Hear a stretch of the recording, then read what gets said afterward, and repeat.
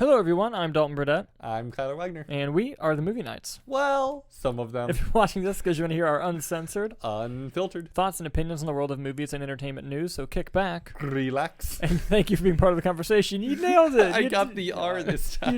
You did. Nice work. Excellent work. Third time, I will look like Nick. Yes. Welcome, Kyler, back to the show, everyone. Stepping in for Nick, who went on vacation, because I believe the quote he said before I leave was, "I don't like you or the show or the fans." So just wanted to, I heard that. Yeah, he did. He was in you were in the room when he said it. He did. Yeah. So, just waiting for him to eventually, hopefully, come back to us. And for now, Kyler, thank you so much for being here. Of course, I'm just here to shout out my YouTube channel. Dude, it's so funny. Whatever your answer was, I was about to be like, by the way, do you want to talk about your YouTube channel? Funny you should mention that. In the words of this chat. Hey everyone, if you're a film lover, you need to check out my YouTube channel. In the description, but down below. I react to movie trailers, watch and review movies, and have some great discussions around all things cinema. I also go live on Twitch where I get to interact with you guys in the chat. Don't miss out. Head over and subscribe today. Did an AI write that for you? It did. That's horrifying. Right? And I'm going to not have an existential crisis and just go on to the first story. Funny you should mention AI. I did a whole YouTube video where this AI reviewed Glass Onion. Well, I didn't see that one, actually. Was it awesome? It's pretty cool, actually. It did a whole review about Glass Onion, and then I got to comment on if it was accurate or not. It kept it very base level, and it got the general plot wrong, but it gave it a good review, which I agreed with. Great. Excellent. I'm glad the AI is going to make writing irrelevant. Yes. Anyway, let's move on to our first story here. So we want to start off with something that a follow-up on a story that we reported on last week. Last week we talked about the Wonder Woman 3 film no longer moving forward, and at that time there were stories in the trades going on that said that at the end of the day it was Patty Jenkins who eventually walked away from that deal, that they had offered to give her some changes as to what she could do, and she said no and left. Well, in that time period, Patty Jenkins has come out and made a statement on her Twitter putting those claims to rest, saying the following. This is just a short excerpt of a longer thing of what she said. When there started being backlash about Wonder Woman 3 not happening, the attractive clickbait false story was that it was me that killed it or walked away starting to spread. This is simply not true. I never walked away. I was open to considering anything asked of me. It was my understanding that there was nothing I could do to move anything forward at this time. DC is obviously buried in changes they're having to make, so I understand that these decisions are difficult right now. She also mentioned in her thing that she's actually still developing Rogue Squadron, that has not been taken off the table, the Star Wars movie that she was going to be working on. It's just that it's had to be put on the burner back and forth because of this movie and Rogue Squadron, but with this movie officially no longer happening, she's going to continue to develop that movie until Star Wars decides to cancel it in a few years. So, with that being said, this brings up an important light on what was going on, because rumors started circulating that James Gunn is going to be doing a full DC reboot. Him and Peter Safran, the new CEOs of DC Studios. At the end of the show, we're going to go into another story involving this whole thing, but I want to keep it into the Wonder Woman conversation right now. But before I throw it over to you, Kyler, James Gunn commented on Patty Jenkins' Twitter and replied saying, I'm paraphrasing this, but he basically said, I can confirm that all of my interactions with you were nothing but professional and polite. So basically, her saying, like, I didn't walk away from it. They told me that they're going in a new direction. There was nothing I could do to move forward. And James Gunn saying, every interaction we had with you was pleasant. So it's basically just them trying to put an end to the whole, like, oh, she said no because they wanted her to... It was all for clickbait. Yes. But basically, what are your thoughts on Patty Jenkins coming in, clearing the air, saying that it was not her who walked away, it was just simply a changing at the guard, and whatever she had in mind is no longer a fit? And do you think this will lead to a full DC reboot? I think that it's good that she clarified, Yeah. Obviously, there was a lot of stuff being thrown up in the air right now. James Gunn is in there with Zaslav just chopping things left and right because they are trying to build a new foundation for DC. Mm-hmm. I was hoping that they would get rid of Wonder Woman in that chopping of everything, because I personally think the Wonder Woman franchise is bad as it exists today. Mm-hmm. Patty Jenkins, sorry. Yeah. I'm not a fan of your movies. Yeah. Oh, yeah, that's right. You didn't even like the first Wonder Woman film. That's right. I didn't like the first one. It was underwhelming. The second one was just laughably bad, with the whole character development and arc of the villain being made, and she's like literally meowing up. You're like, what's happening right now? Yeah. Like maybe it works in the comics in the 50s and stuff, but when the movie come out, 2019, 2020? Yeah. Jenkins, you can do better than that. Or maybe not, because you're working with Star Wars. Stop it. I didn't say that. No, I'm glad that she's going to be working with them and hopefully rebuilding something that's going to compete on the same level of Marvel when it was at its highest. Yeah. Right? Yeah. Because obviously there's a lot of things being thrown around right now, and DC has had like 17 Batmans and 40 Jokers, and there's all this stuff where they don't know what's happening. Henry Cavill may or may not be the Witcher so there's a lot of stuff happening, obviously. But Patty Jenkins has no reason to get hate on the internet for doing nothing wrong. Yeah. She, didn't walk away. She wants to be a part of it, and they're confirming, it's all good. So let the paparazzi say what they want. Yeah, I'm happy about it as well. I'm glad she cleared the air. And honestly, I hope whatever she makes next, she knocks it out of the park. Because me personally, I like the first Wonder Woman film a lot. It's one of my favorite movies in the DC world as it currently stands. But I share the sentiment with you of the second film, however. So what do you guys think about Patty Jenkins clearing the air, saying that she did not walk away from Wonder Woman 3? It was just told to her that there's nothing that they're going to do at that time with that character, kind of leaning into the reboot speculations, which we'll circle back to again at the end of the show. Let us know as we move on to our next story. And this next story is fucking... We knew something like this was going to happen, but I also want to clarify after I read the quote as to what it exactly means, because I've already seen people on the internet kind of go crazy with what is about to be said. So, Christopher Nolan is coming out with a film next year called Oppenheimer, and it's about J. Robert Oppenheimer, who was one of the inventors of the atomic bomb, huge figure in history. And as you know, Christopher Nolan loves doing practical effects in his films. For example, in Tenet, they actually decided that it would be cheaper to crash a real 747 into a built airport than use CGI and hire a bunch of people to do the visual effects for it. So they bought a real 747 and crashed it into a building.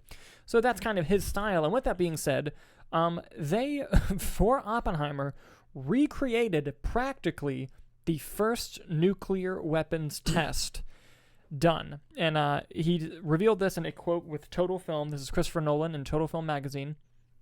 I think recreating the Trinity test, the first nuclear weapon detonation in New Mexico, without the use of computer graphics was a huge challenge to take on.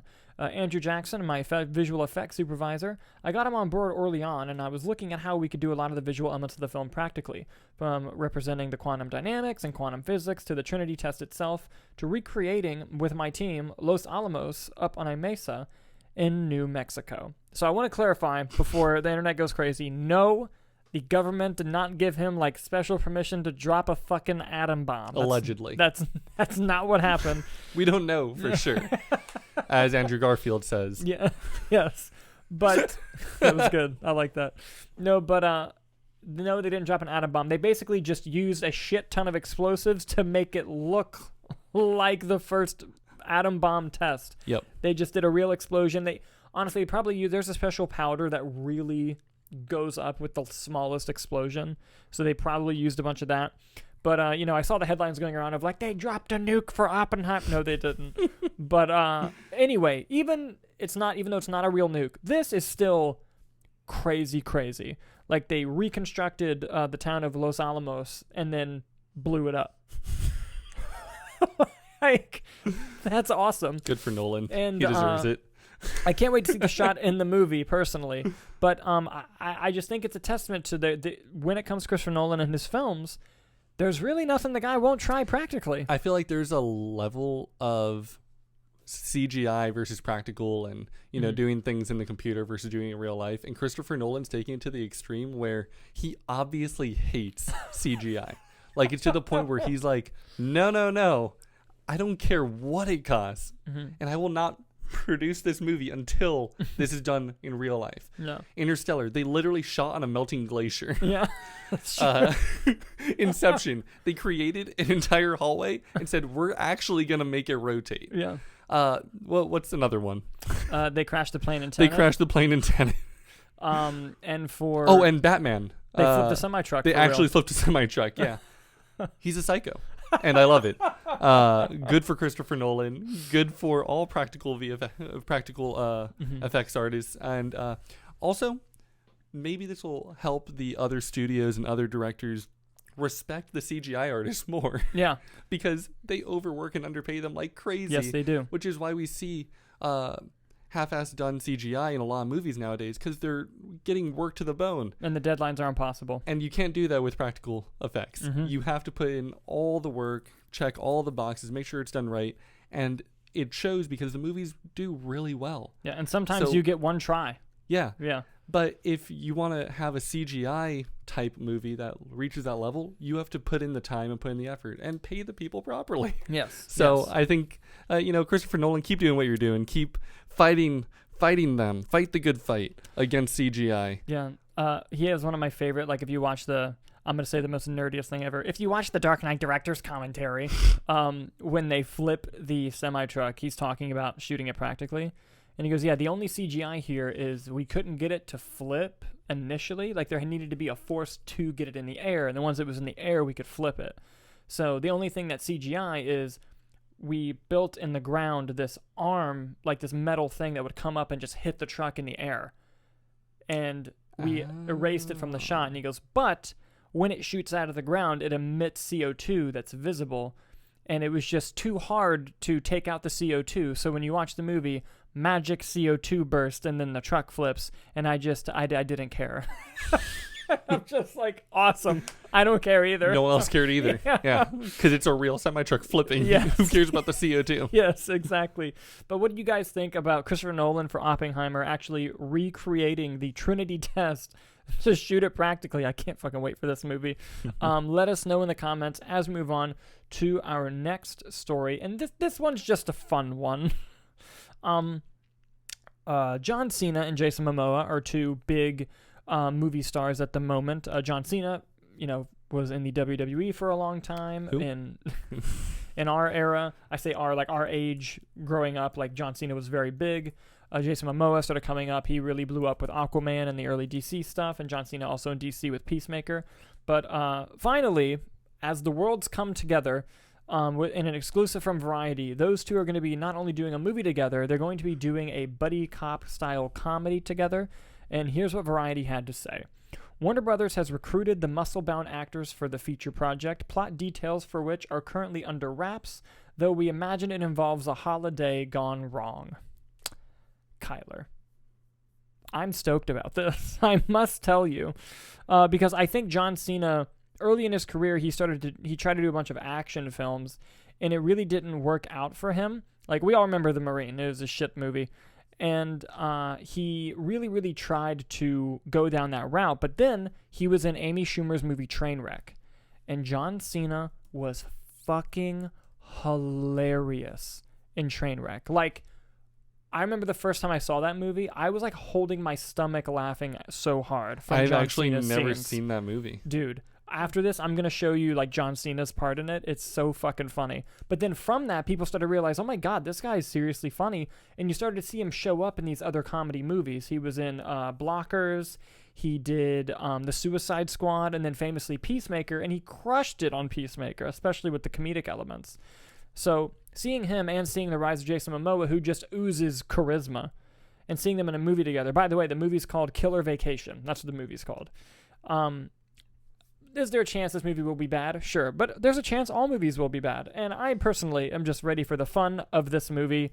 What are your thoughts, Kyler, on Jason Momoa and John Cena doing a rowdy action comedy together? I'm hopeful. Yeah. I'm not the biggest fan of action movies, as you know. Mm-hmm. I think I went into a little bit on a previous video that I posted where for Violent Night, that review. Yes. I was mentioning how I'm not a fan of action for the sake of action. Mm-hmm. I think action should drive the plot forward in some way. Unless they're saying the foundation right from the very beginning of, no, this is just action, like The Raid. Yeah. Right? Like, yeah, there's someone at the top. We have to get him. And then it's an hour and a half long of him getting him. And it's so good. Yeah. But the action's amazing. I like that Jason Momoa and John Cena are doing an action movie together because both of them are trained in action, especially John Cena with the live element. So he's really good at faking real fighting. Yes, he can sell very well. Exactly. So this would possibly make for a really good on-screen performance for both of them. When you said movies that he's done, Blockers, I didn't think he was good. I didn't like that movie though. He was in Fast 9, right? Yeah. Okay. He was not good in that. Yeah, no. He was good in Peacemaker. So hopefully the people that they're working with know how to direct and work with them to make them as good as they can be. Jason Momoa, I'm not talking a lot about him because it's Jason Momoa. Yeah. He's really good, excluding Aquaman, of course. So I love his Aquaman performance. I think Aquaman is a horrible movie. But maybe that's just my James Wan bias coming out of me.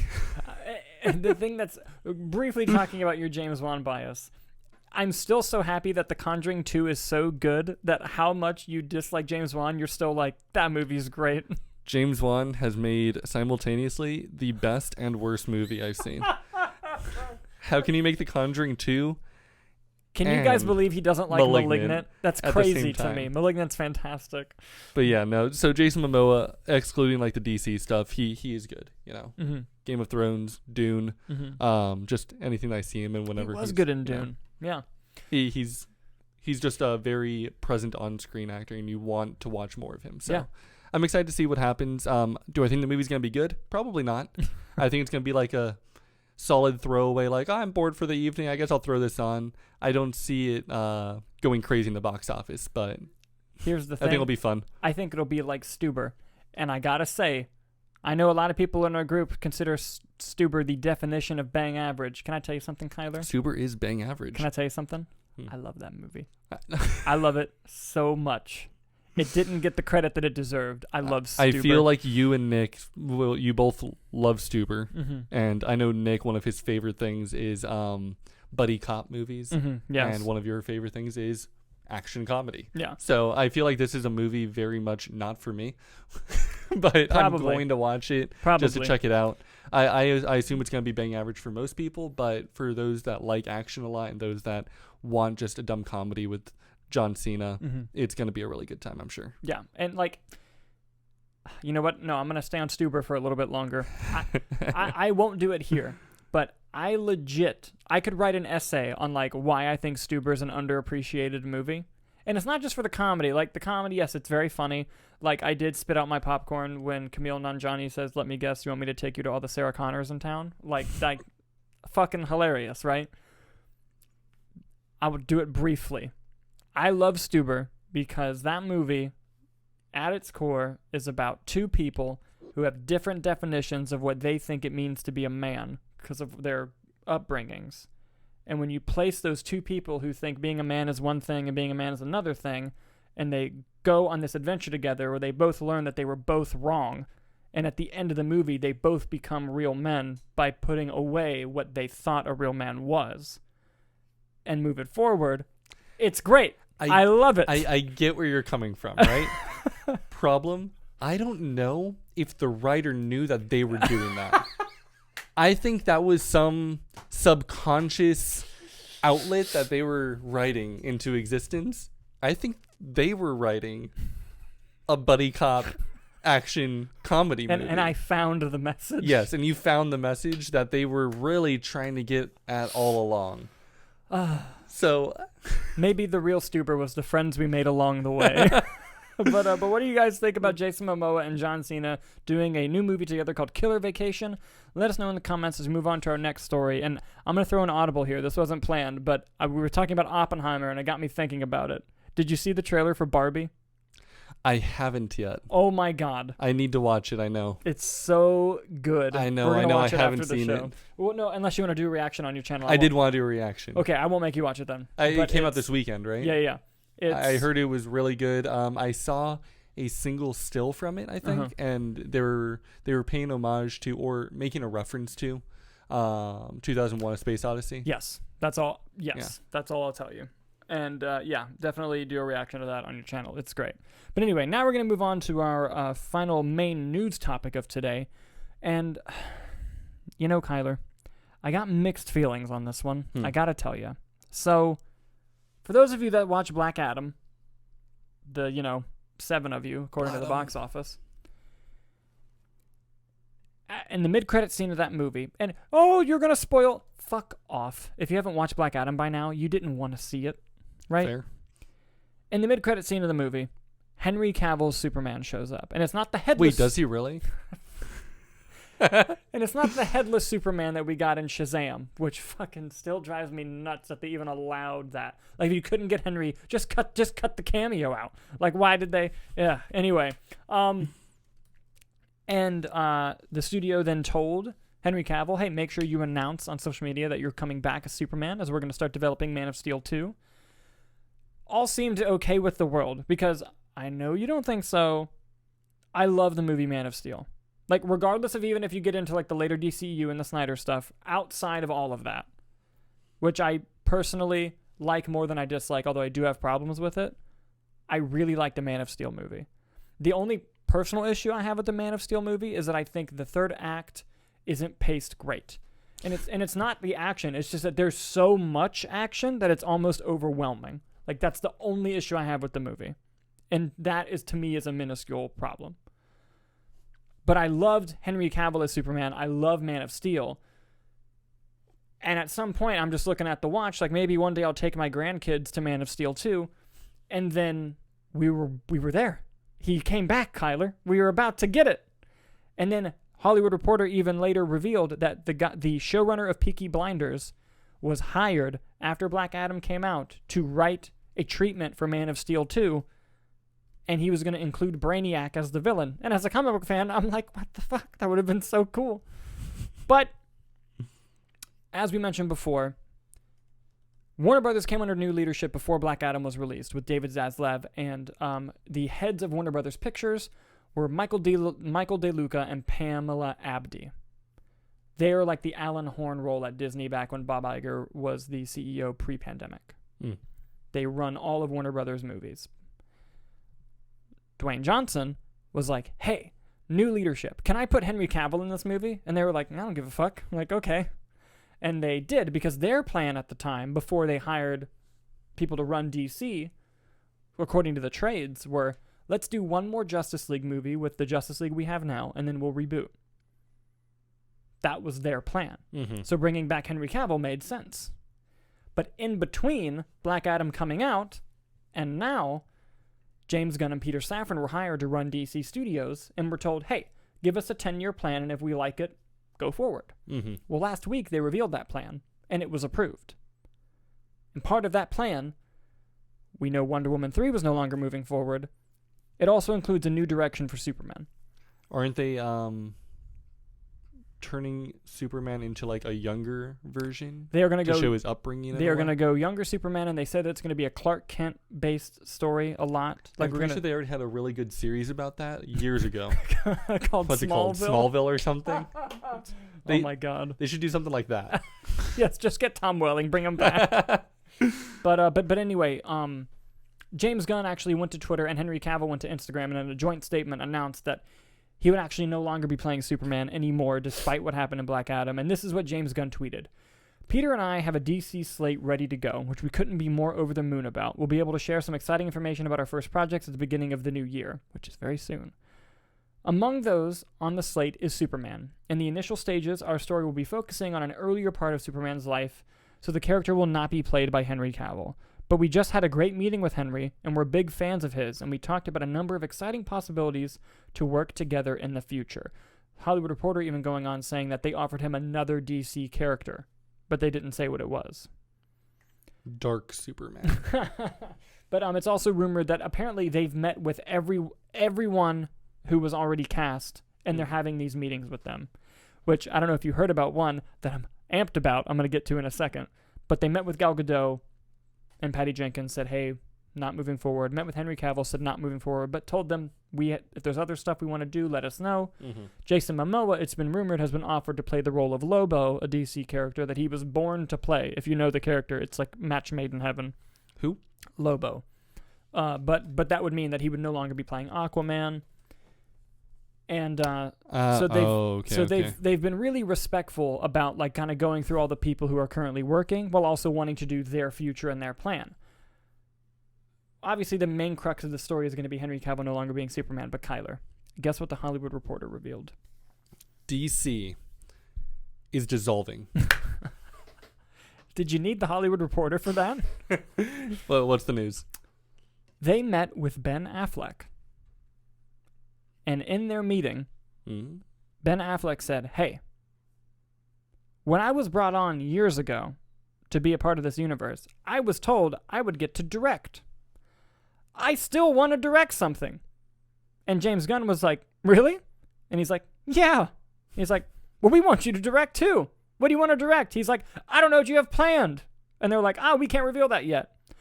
When the right project comes up, you'll get to make it. And James Gunn even tweeted that we want Ben to direct one of our movies. So we're finally going to get a Ben Affleck directed DC movie. Thank Christ. I love Ben Affleck as a director. Are there any DC superheroes that are from Boston? I knew you were going to fucking say that. If so, it's going to be a great movie. I knew you were going to fucking say that. Am I wrong? Oh, my God. If he's from Boston and directs a superhero movie from Boston, that will be the greatest superhero movie ever made. Any other city? I don't know. But Ben Affleck's really good in his hometown. Yes, amazing. But anyway, I'm excited about that. So a lot came out about these conversations. Apparently, after the first of the new year, they're going to start announcing what part of the plan is. But I'm going to throw it your way, Kyler. Henry Cavill's no longer Superman. Give me all of your thoughts onto how you think the situation could have been handled better. Sure. And overall, what are your thoughts on the direction that DC is going? I will go into that. 1 second. Deadman. DC character from Boston. He should direct that. I swear to God, if it announces that Ben Affleck is making a Deadman movie. Deadman. Yeah. No, this could be it. This could be the one. Even has crossover with Wonder Woman, and this could be it. But my thoughts around how all that was handled, it was handled really poorly, right? Like, I think the main issue is social media, and every individual that was a part of this mess is in the public eye, so they are trying to share their thoughts, their opinions, and give their fans updates as they find out. But the problem is they don't know, so they're also kind of just making some small assumptions along the way, and that leads into one thing over onto another, and then all of a sudden James Gunn's like, hold on, X, Y, and Z is canceled. We're not doing Wonder Woman. We're not doing this. We're not doing this. Stop. Let's all stop saying random things, because then everyone is disappointed. Henry Cavill being Superman, then not being Superman, then being Superman, then not being Superman, then maybe going to The Witcher, now not going to The Witcher, which is a different story. Now he's maybe getting cast in some other thing. In Warhammer, but who knows if that's even true at this point. Yeah. It's a mess. I think it just shows how internally misaligned everyone is at that studio. And I'm glad that James Gunn is pulling things. I'm glad that Zaslav is, pulling things so that they can really figure out their mess before they actually start moving forward. I'm glad that they didn't say, oh, Ben, when you're directing, yes, we want you to direct, and we want you to direct this movie. They didn't give him that. They're like, when the right project comes along, because they know at this point that they don't know enough to give any solid things. And they know if they said anything, Hollywood Reporter, Variety, Vulture, what else is going to be reporting on it, and then the news will change in 3 days again. Yeah. So I think it's best if everyone just holds their horses a bit, and we get to understand what is their plan, and see if there's some press release or some announcement that they're going to make when they're like, hey, this is our full plan and it's locked in. Kind of like what they do at D23 or the Marvel or Comic-Con, where they're like, hey, this is our plan for the next 3, 4, 5 years. For better or for worse, these will be coming out. Yeah.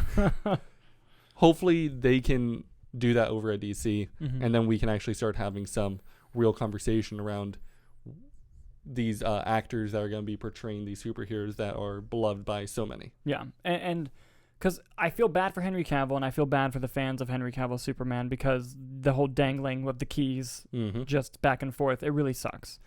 And however, James Gunn and Peter Safran are in the unfortunate situation of inheriting problems and then trying to do their own thing. And I think that I'm glad, because what I think happened is James Gunn was like, hey, the fans of Henry Cavill deserve to know now that it's not happening. Because I don't want to string them along for years like what they did with Henry Cavill previously of like, is he? Is he not? They're just like, let's just tell him. Let's rip the Band-Aid off. It's not a thing. And as sad as that makes me, I think if I was in charge of running a studio, I would reboot and I would do the same thing. Now, granted, it would be fucked up if he says the movies he made were canon. That would be fucked up. But I honestly think it's going to be a new slate. We get a third Suicide Squad, is what I'm hearing. Yes. But actually, the Hollywood Reporter in this story actually said that James Gunn is writing the Superman movie, but no one is attached to direct, and he doesn't think he's not sure if he's going to direct. They're probably going to bring in a new director, but he is writing the script. So it looks like the movie they're going to launch with is a Superman movie. And you know what? I will take that, because at least I fucking get a Superman movie. Even if it's not the one I was hoping for. Jesus Christ. Just give me a Superman movie again. That will be called Man of Steel 2. That's their That would be fucked up.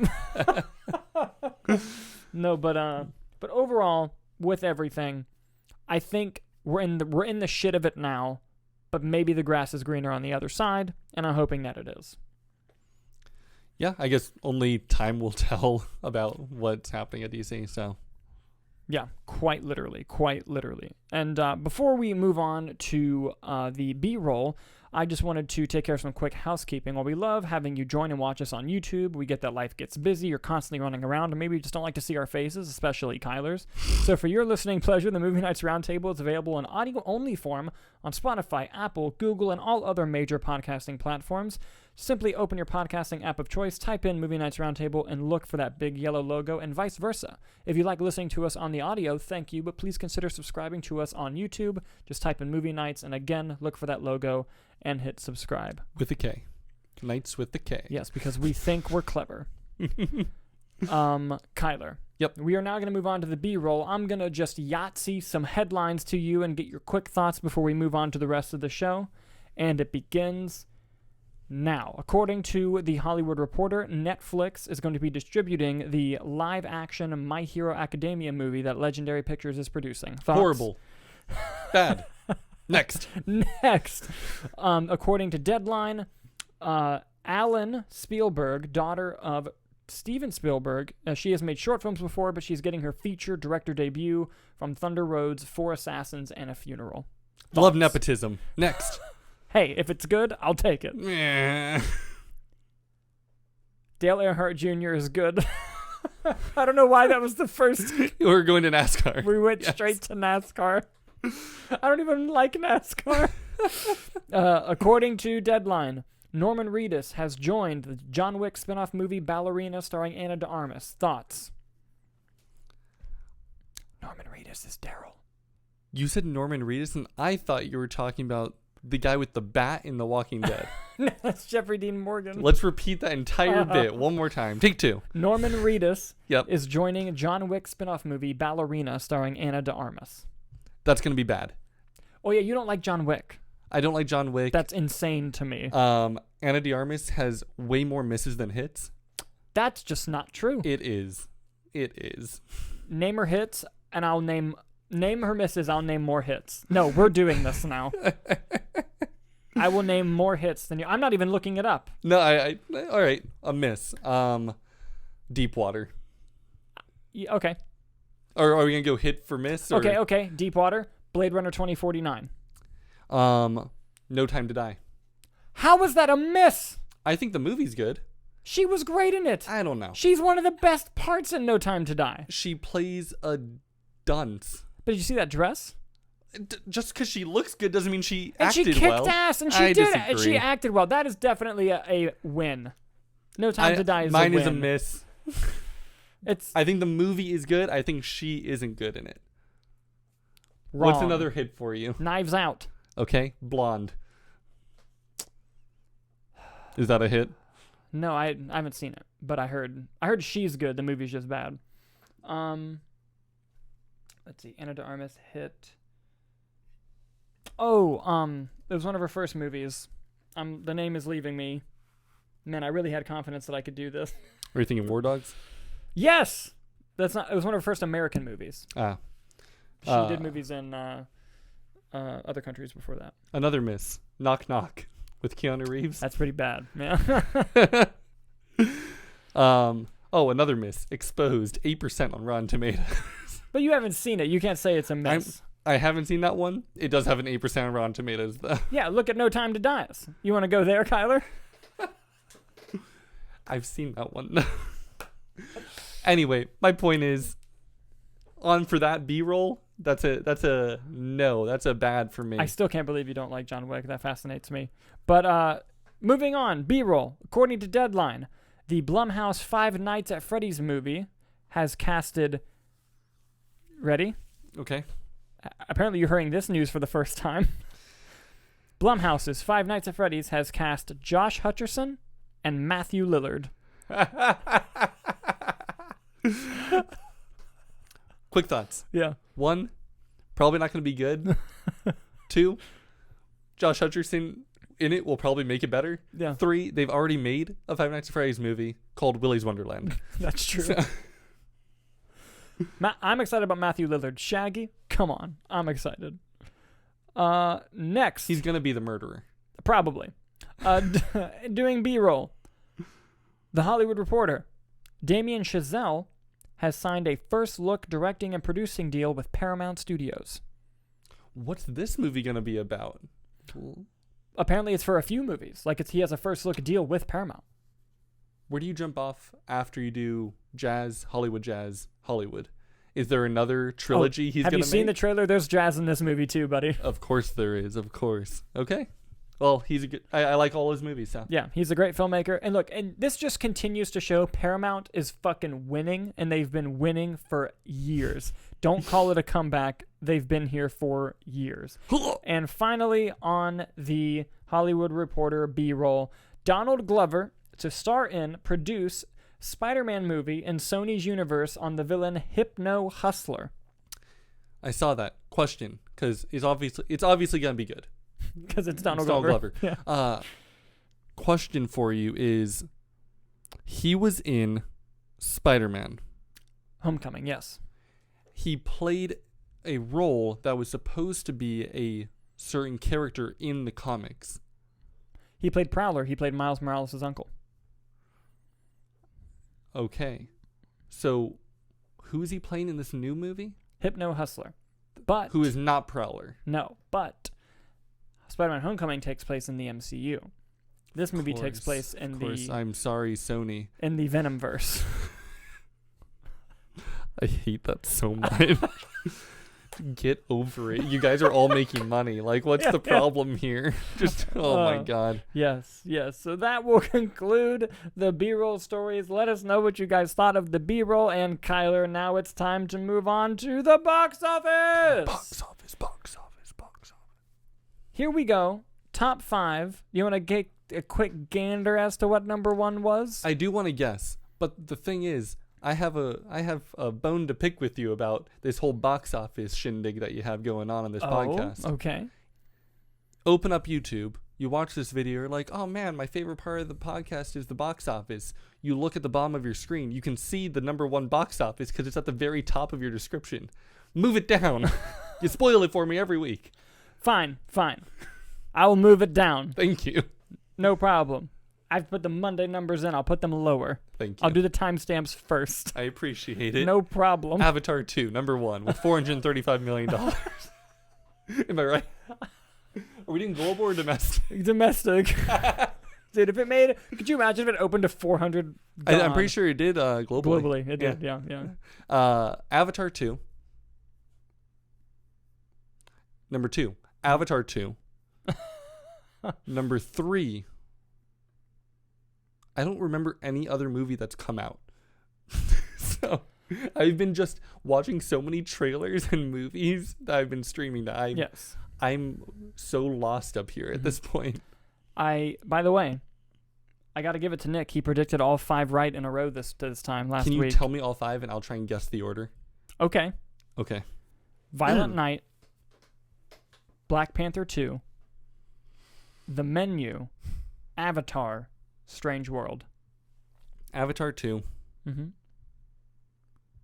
Strange World, Violent Night. No. Avatar 2, Violent Night, Strange World, The Menu, and whatever the last one was. Black Panther 2? Yes. No. Good try. Coming in first place, making $134 million, was Avatar: The Way of Water. Coming in second place, making $5.4 million, that's a big gap, was Black Panther: Wakanda Forever. Coming in third, making $5 million, was Violent Night. Coming in fourth, making $2.2 million, was Strange World. And coming in fifth, making $1.7 million, The Menu. So, congratulations, Nick. And let's move on to the individual numbers here that I kind of want to dive into a little bit. Worldwide, Avatar: The Way of Water has made $434 million. By the way, these are the Sunday estimates. I will put the Monday numbers in the description, not first. Thank you. Avatar's budget was about $350 million. So it's got to probably make around $700 to break even. It's going to. It will, especially because it's getting a China release, which is huge for this year because they didn't do many. Mm-hmm. Let's see. Black Panther: Wakanda Forever. Worldwide total is now $776 million. It'll probably end its run in the 800 range or so, which still very successful for that movie. I think it was made for 200 something million. That's chump change compared to Avatar coming down the road. And Avatar has no competition through like New Year's, by the way. So it's just going to rake in money. Violent Night worldwide box office has been $55 million. Its budget was significantly less than that, so I believe it was. Let me confirm that. Violent Night budget was $20 million. So yeah, it's raking in profitability starting today. Strange World total box office is $56 million. That is an unfortunate doing because that movie's budget was about $180 million. So yikes. And The Menu making $60 million worldwide. Good for that little movie because I know it wasn't made for much. Yeah, it was made for $30 million and it's at 60. So it's doubled. Probably yes. Usually got to make about 2.5 to get profitable, but the marketing budget on this thing I'm sure was not compared to probably a lot lower many others. So it's probably considered a big success over there. And that's diving into the top 5. What are your guys' predictions for next week's box office? Let us know in the comments as we move on to the movie review that we have for you guys today. Kyler and I, amongst others, were fortunate enough to see Avatar: The Way of Water in Dolby 3D during its opening weekend, and we'd like to bring you our review here right now. I'm going to let Kyler go first on this one because he feels slightly less on the movie than me. Kyler, go on. I'd like to preface this by saying, go to my YouTube channel for my full review and breakdown of the plot, the positives, and the negatives. Yes. But generally speaking, I think the movie's fine. I think it is an okay movie. I think, let's start with the positives that I have, which are at a high level, the CGI. It's obviously going to look great. It's especially in Dolby 3D. Yeah. There were parts in the movie where I was actually doing this because I thought there was something in front of me, and it was just the movie. Yeah. Like it's the technology has come so far, and James Cameron knows how to push it to the limit. Yeah. And he does a great job with that. The difference between post-converting 3D and shooting a movie that's designed to be 3D is immaculate. Yes, definitely. The CGI is amazing. The other main positive that I have for it is the action. I think movies that have really good action are movies that give the audience a clear sense of where everyone is at during the scene. Movies like The Raid that I mentioned earlier, movies like Lord of the Rings, they do a fantastic job with their war scenes. You can tell exactly what's happening. I'd argue movies like 1917 or Hacksaw Ridge, they both do very good jobs of showing a war happening, and you can understand where people are at the entire time it's going on. This movie does a really good job of that as well. You know exactly where the characters are at, what their motivation is during the action scene, how they're going to get to their resolution. Now, going into the negatives, which I would argue very much outweigh the positives, is the plot, the dialogue, and the length. It's almost 3.5 hours long. That's way too long. Oh no, he cut it down for 12 hours. I don't care. Don't shoot 12 hours of footage then. The plot is very confusing in that they give very one-dimensional traits to the characters. Without going too far into the spoilers, the dad, Jake Sully, he's like, my job is to protect my family, and that's it. That's his thought the entire time from start to finish. I get it. You're a complex character who literally changed species and you're in a new planet. Like, give me more. Give me the struggle that you're having internally. Give me, how is that affecting you? It doesn't go into anything. The plot also has a driving force that halfway through the movie you're like, wait, why is this happening? Like, you know, we walked out of the theater. I'm like, can you explain what happened? You're like, well, they didn't really explain it. Well, yeah, maybe it should get explained, especially if I'm sitting there for 3.5 hours, or at least give me an intermission.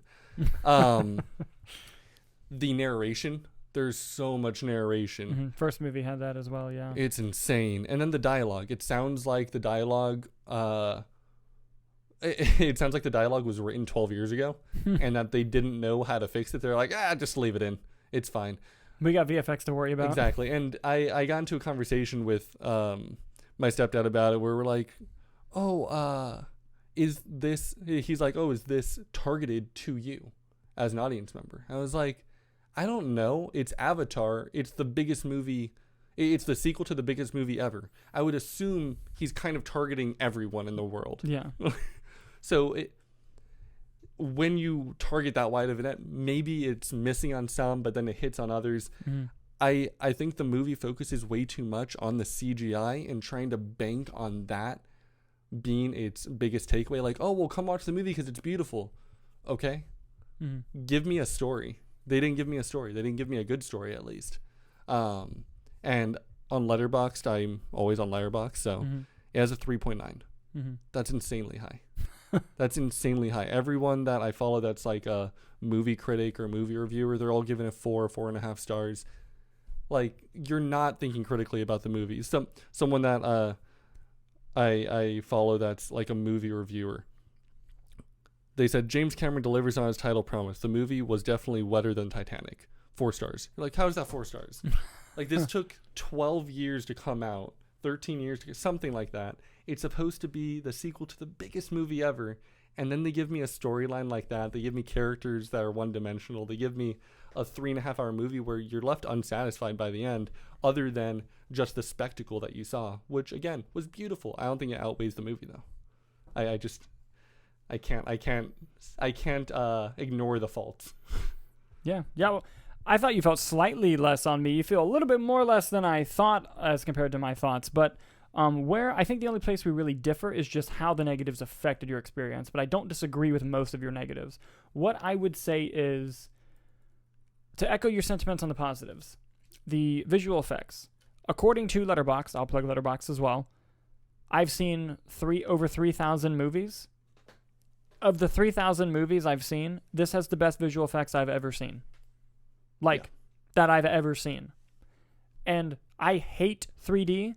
I'm so fucking happy I saw this movie in 3D. Like, it was insane how well done it was. Mm-hmm. And I usually hate when movies have different frame rates. This movie Yahtzeed like 7 different frame rates throughout the whole movie, and I thought it worked really well. For the most part, I thought it worked really well. In regard to the story, here's what I'll say. Everything that you just said is kind of how I feel about the first Avatar movie. In that movie glosses over. I have a twin brother who's dead, but since my genetic code is the exact same and they really need this project to go forward, they chose me in like 2 minutes. And I'm like, that's so interesting. I would love to spend some time with that concept. Like, what the hell? Mm-hmm. But this movie, while I agree the faults of the movie are in its, not the story, the way it tells the story. Like the narration, I also hate. And I have a feeling every single Avatar movie is going to do it because the first 2 have done it and they keep making money. So they probably won't stop doing that. But where I'll disagree with you is I think the story of this film is much better than the story of the first film. And I was along for the ride during this story. Now, is the story simple? Absolutely. It's a very simple story. It's bad people back, we run, we meet new tribe, we learn to hunt like new tribe, we use new skills from new tribe to fight. That's the story. It's not a new story, it's a familiar story, kind of like how Avatar 1 was just Pocahontas in space. Mm-hmm. This story is also familiar. But I don't think familiar necessarily means poor.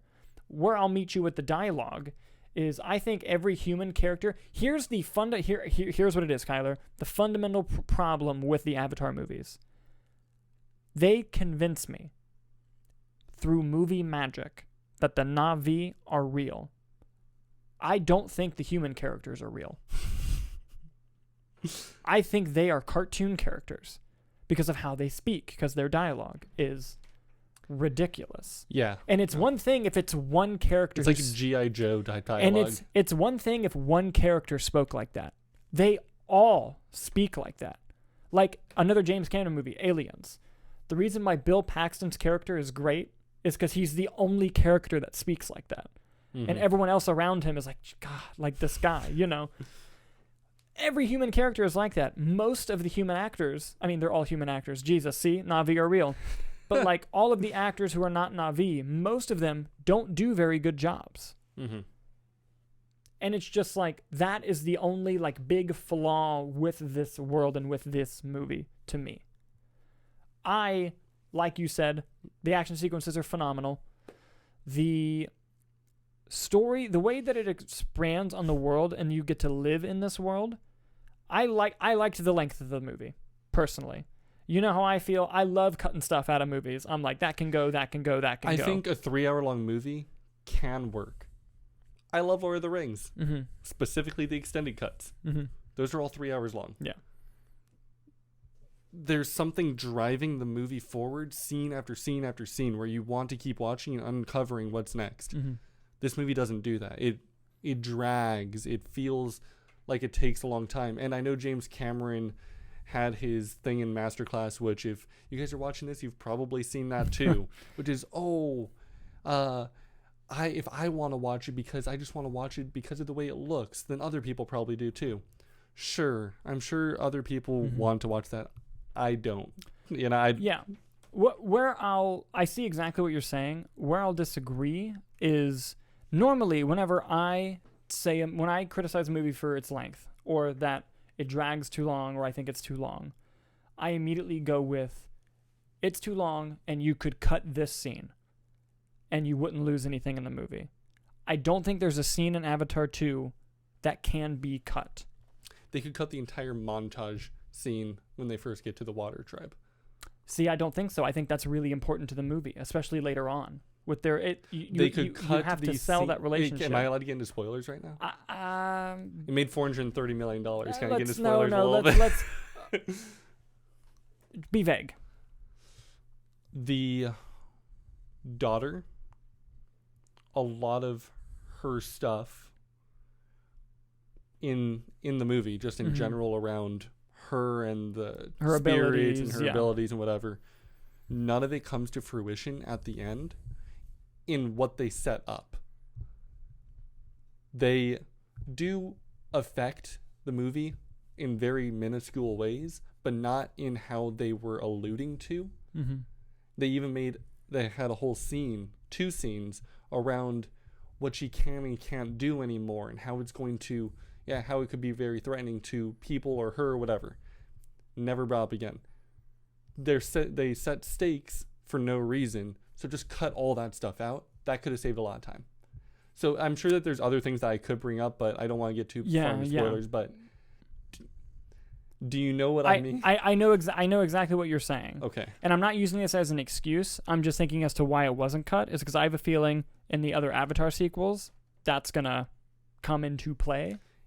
But it's not an excuse for it being. But even if you're gonna set it up in the movie. But even then, but to me, even then, when you're like, oh well, it didn't do what it alluded to, but it still did something. It still came through. No, but it didn't, and that's why I can't get too far into it right now. All right. At the very end of the review, we'll go into it. Okay. But I just quickly want to say, overall, I really liked the movie. I was very taken aback by it because I was not the biggest fan of the first Avatar movie.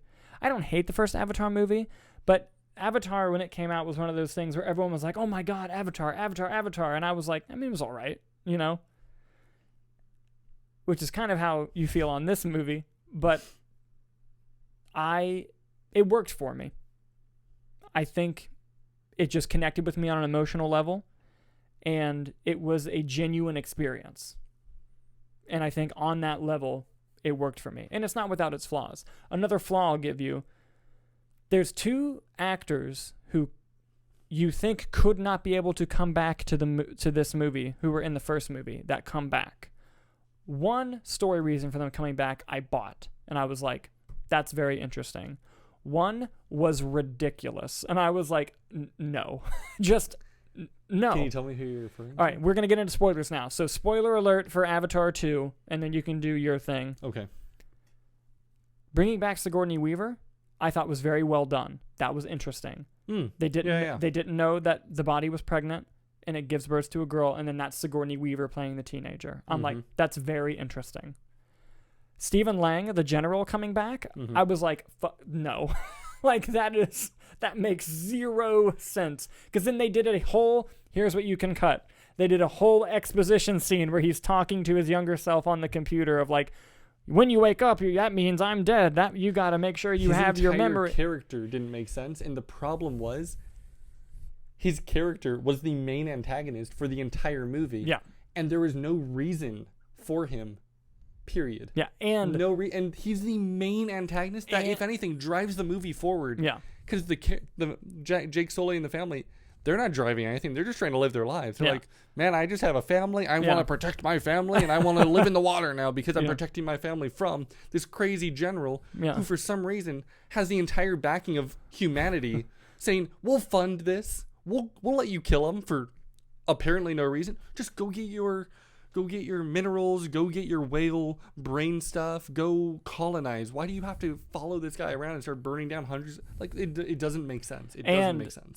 You could tell at the end of the movie they're setting up like a redemption arc for him, and I'm just like, why? Why are we doing this? Yeah, the way they set that up, it's like so unsubtle because they have that spider kid who may or may not be his son or whatever. It definitely was his son. Yeah, I know. But, and then he's like, you've been horrible this whole time, but okay, I'll save your life. You're my dad. Yeah. And then he saves him, and then this guy's like, come on, son, thinking that maybe the son is going to be a part of his life now, and they're going to rule the world together for some reason. And then he's like, no, I hate you. Like, leave him. You didn't kill him. Yeah. You didn't have to do anything. Yeah. It was so dumb. Yeah. That whole character was dumb, and the problem was the movie relied too much on that character. Go into your thing that you were going to earlier that I told you to be vague on. Yeah, so the older sister. Yeah. The Sigourney Weaver one? Yep. Okay. Sigourney Weaver's daughter. Mm-hmm. She has some special ability where at one point in the movie she connects to the spirit tree underwater, and she like starts having a electrical circuit break, like her lights are going on and off, like literally, and then she has a seizure, and they're like, man, we don't know what to do.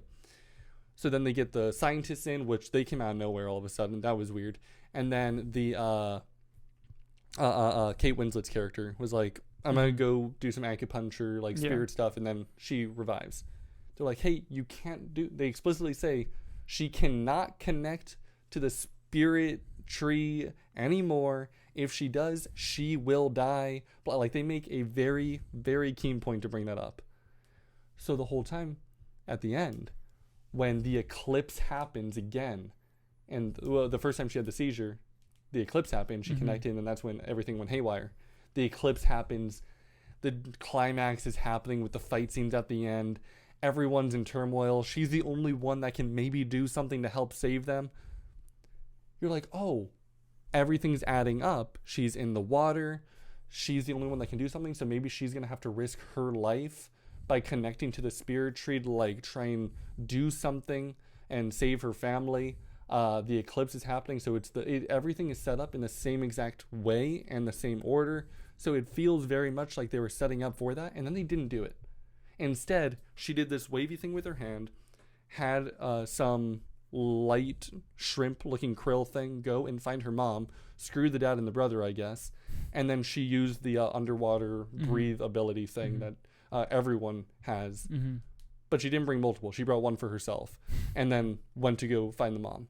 You're like, what happened there? It was so unfulfilling. It was so unwarranted. It was so unnecessary to bring up any of the previous stuff, unless you're planning to include it in future movies. However, they did it horribly. Something that they didn't do horribly was introducing her as being Sigourney Weaver's daughter, because you're going to learn more about that in future movies, and you could tell that was just a seed being planted. In this movie, they made too big of a point with what I just mentioned for it to be in future movies. That should have been paid off in this movie. No, that I agree with. I didn't know that's what you were referring to. I thought you were referring to her just being at one with the spiritual world of the underwater. I'm sure that's going to come up time and time again. Yeah. But that specific thing I wasn't even thinking about. Because there were multiple scenes. There's like probably a good 10 minutes of this stuff going on where they explicitly say, basically to the audience, she can't do this anymore. And then you're like, oh man, she's gonna have to do it at the end, and then she doesn't do it. Yeah, that's fair. Yeah, no, I didn't even think about that. I also think emotionally. Now that we're just doing spoilers, I'll just do this briefly. The oldest son dying, I felt. Now, and it sucked because because you could tell Jake was really affected by it, but he had to be the one that was like, we gotta go. But like, the relationship with the oldest brother and the youngest brother, especially. You know what I noticed? I make so many movies about brothers. I do not have a brother.